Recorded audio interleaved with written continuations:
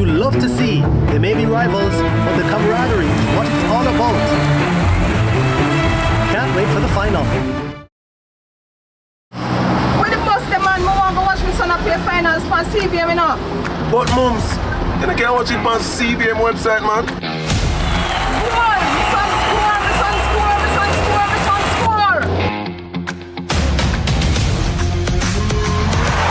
Greatness begins here.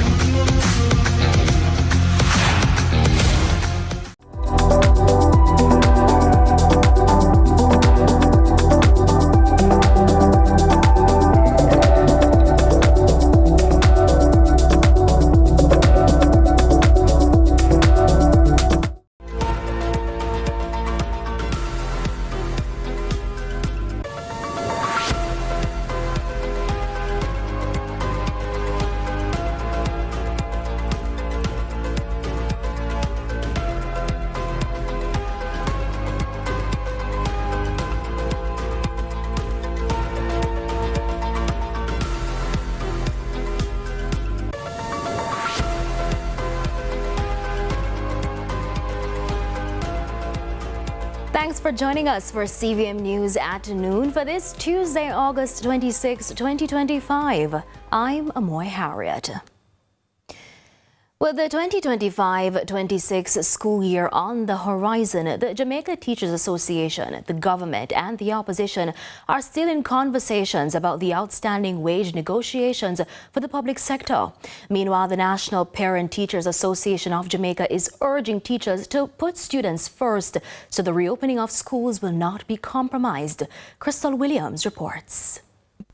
Jamaica's education system currently faces conflicting priorities. The president of the National Parent Teacher Association of Jamaica, NPTAJ, Stuart Jacobs, says he has implored the Jamaica Teachers Association, JTA, to prioritize student-teacher relationships and to be mindful of parents when they are making their decision on the reopening of schools. The solution can be amicably sorted out in a very efficient, quick time, so that it will not disrupt the start of the school year.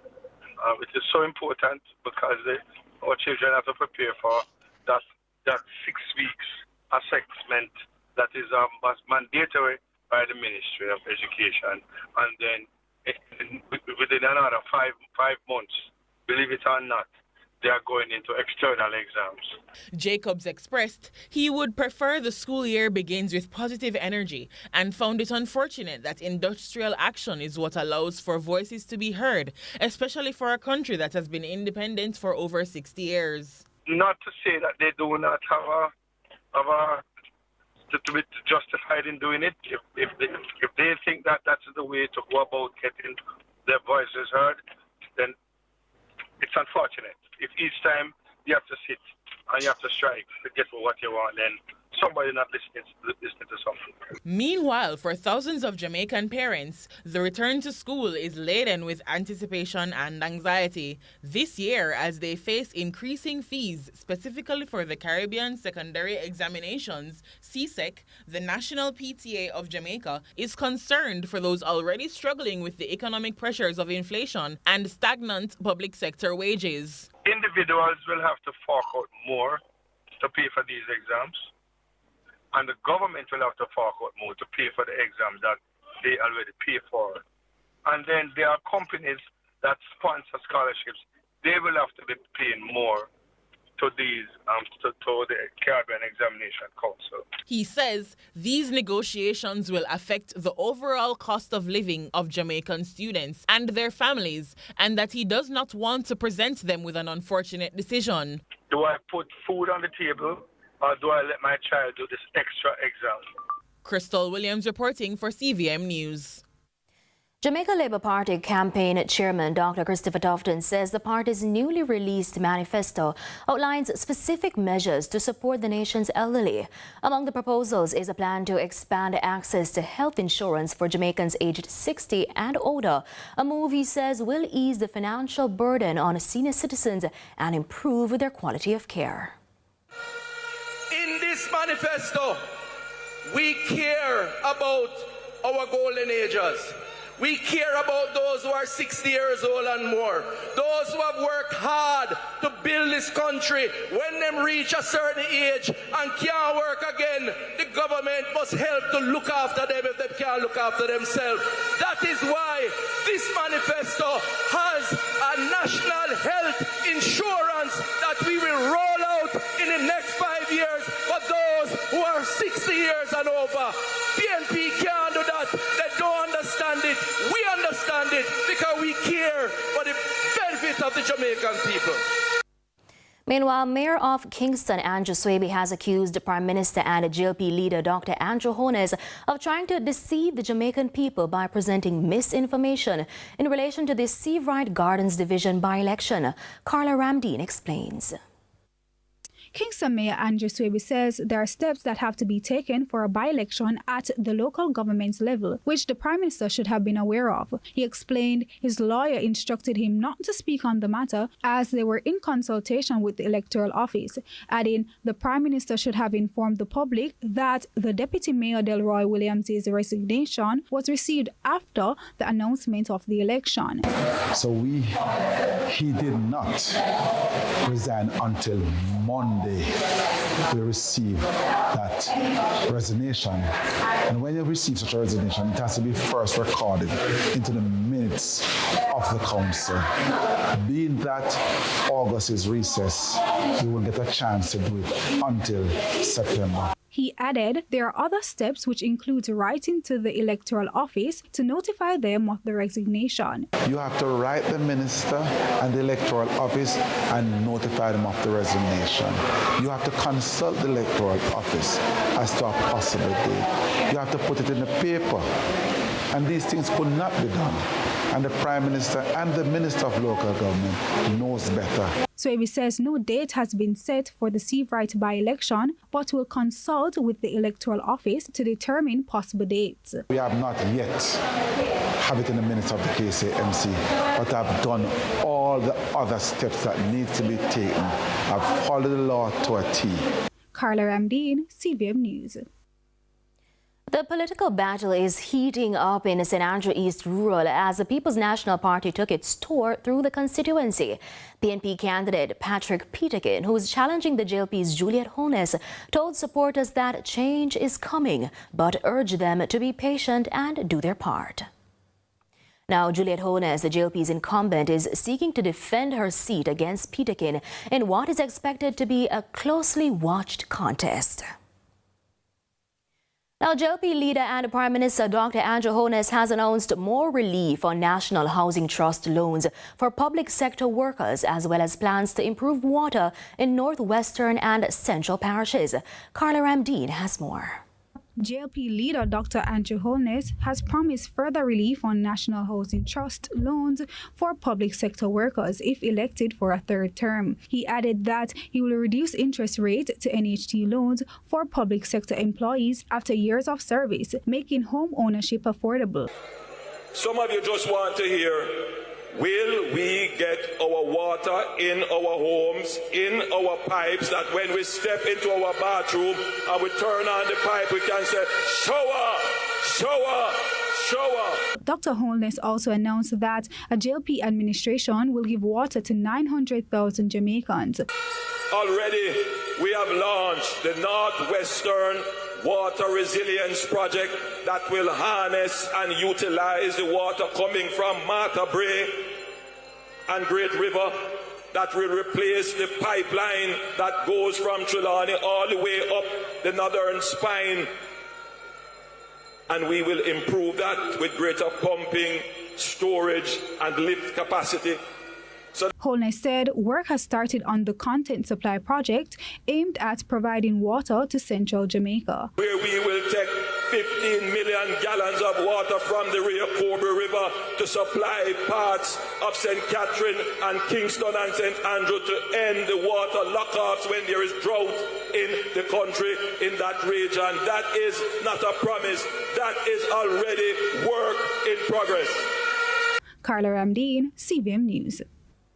And it's time for a break, but stay with us. More right after these messages.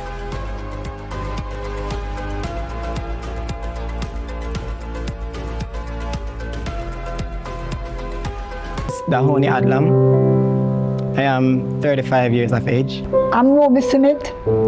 I'm 83 years of age. The house what I really been into, it wasn't wholesome. My house got burned down. It was terrible. I lost everything in the fire. Ready?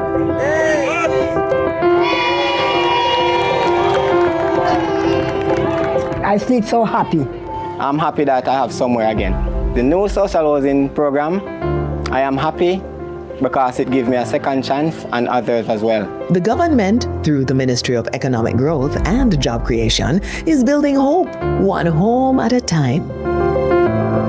You know what's sweet? The new pack sweet living promotion. Win great prizes. Living room set, or bedroom set, or kitchen appliance set. Plus 2 consolation prizes of AC units. Send in 5 new pack labels or receipts. Labels must belong to at least the new pack canned beans or peas, new pack ketchup, and new pack oil categories. Fill out the tagline. New pack, more than just value. Place your entry in one of the drop boxes at participating outlets. Enter by mail or online at newpackjamaica.com. Time to live sweet. Enter the new pack sweet living promotion. July 13th to September 6th. See the press for more details. Authorized under Section 58.3 of the Betting, Gaming and Lotteries Act.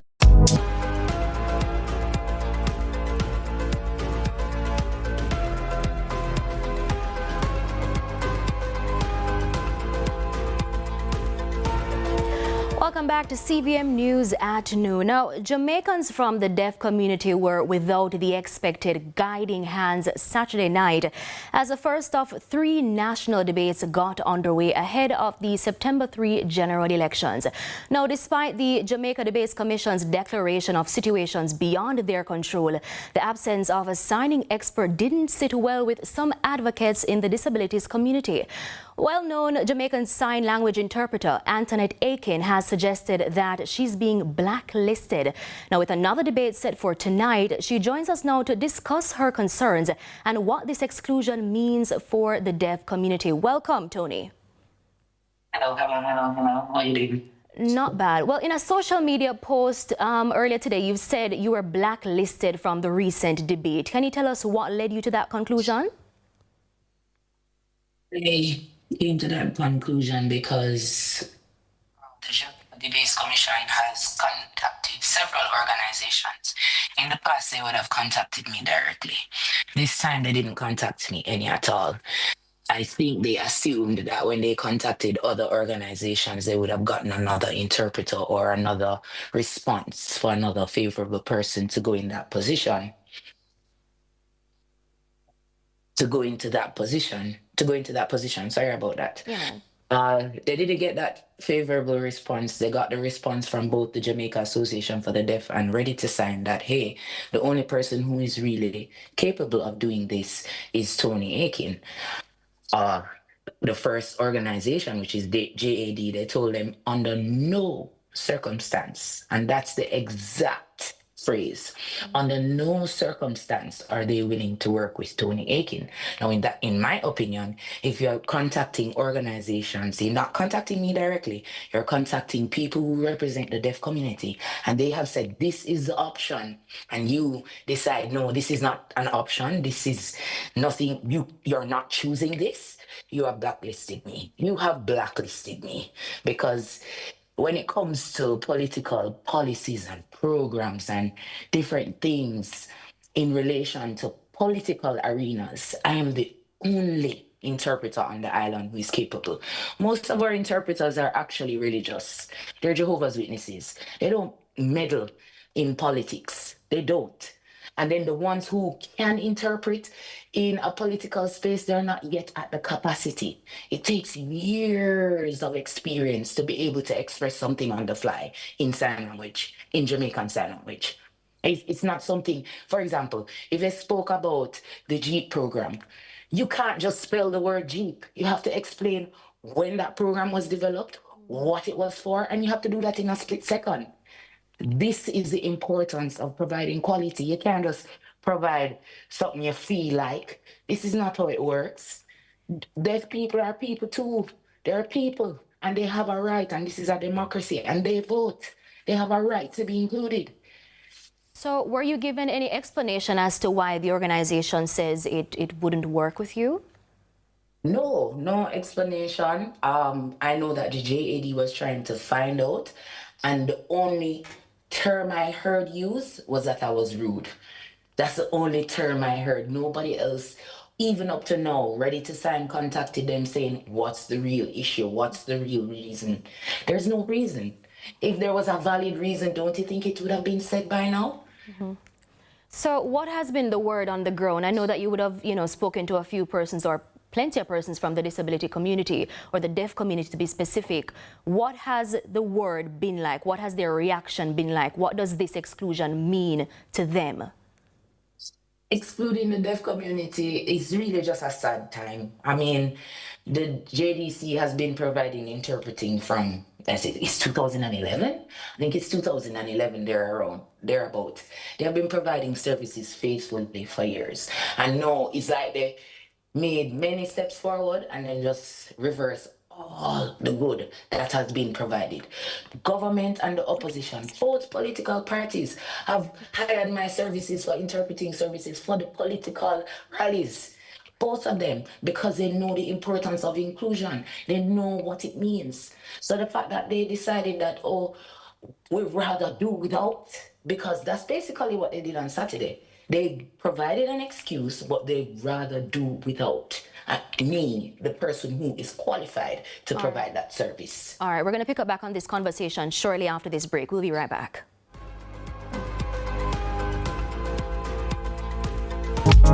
Attention registered voters! Remember to collect your renewed voter ID card before the upcoming general election. If you registered to vote in 2016 or after and did not get your new ID card, it may have been automatically renewed. Simply visit your EOJ constituency office to collect your voter ID card. Contact the Electoral Office of Jamaica at 888-991-VOTE or 922-0425-9 for more information. The time by Subaru is 12:15. The Jamaica Debates Commission presents the General Elections Debates in association with Scotiabank, Forever Future, Kendall, The Taste of Quality, Flow, NCB, ARC Manufacturing, Water, JN Group, Lasco Foundation, Pan Jamaica Group, Miss Birdie, H&L Homes, and VM Group. See the two major political parties debate national issues live August 26 and 28 at 9 p.m. It's a political must-see. Don't miss the General Elections Debates presented by the Jamaica Debates Commission. Watch, listen, decide, vote.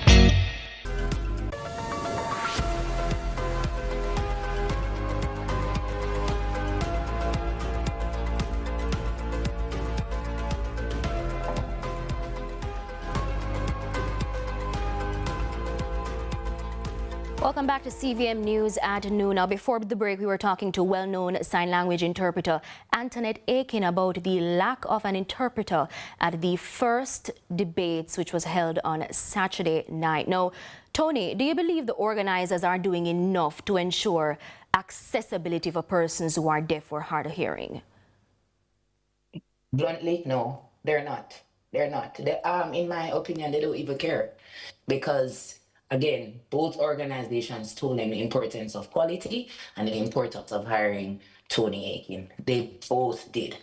So the fact that they refuse to, they don't care. They really don't care. And that's just my opinion. So I think the question that a lot of persons want to know now, because I spoke to someone who told me off the record that they were attempting to have an interpreter present for the remaining debates, which are tonight and Thursday night. Will you be present to interpret tonight? I have not been contacted by anyone, so I doubt it. I haven't been contacted by anyone. And I doubt it. And have you heard whatsoever from colleagues or peers as to whether or not the organization has gotten an interpreter? I've heard from colleagues and people who I'm close to that they heard on news sources that they got an interpreter, but I don't know who the interpreter is. And I know for a fact that they reached out to a few people who work with me and they told me no. So I really don't know who the interpreter is and if that person is even qualified to fit that role. And again, they're not. It's just a fact. They're not. All right. And, going forward to ensure that something like this doesn't repeat, what would you like to see happen differently to kind of ensure inclusivity is prioritized? I said it last year when they hired somebody who wasn't qualified to interpret. I said the only way we can avoid situations like this is by making Jamaican Sign Language an official language. And when you have an official language, you'll have a body who will then supervise situations like this so it can't happen. As it is right now, everybody is doing what they feel, how they feel, when they feel. Without a law in place, that's exactly what will take place. So for that to change, we have to create some legislative rules for Jamaican Sign Language. And just before you go, briefly, I know you spoke a little bit about it earlier, but in an event, because you mentioned a while ago that this person that they've gotten for the debate may not be qualified, what could that look like if we have someone who's not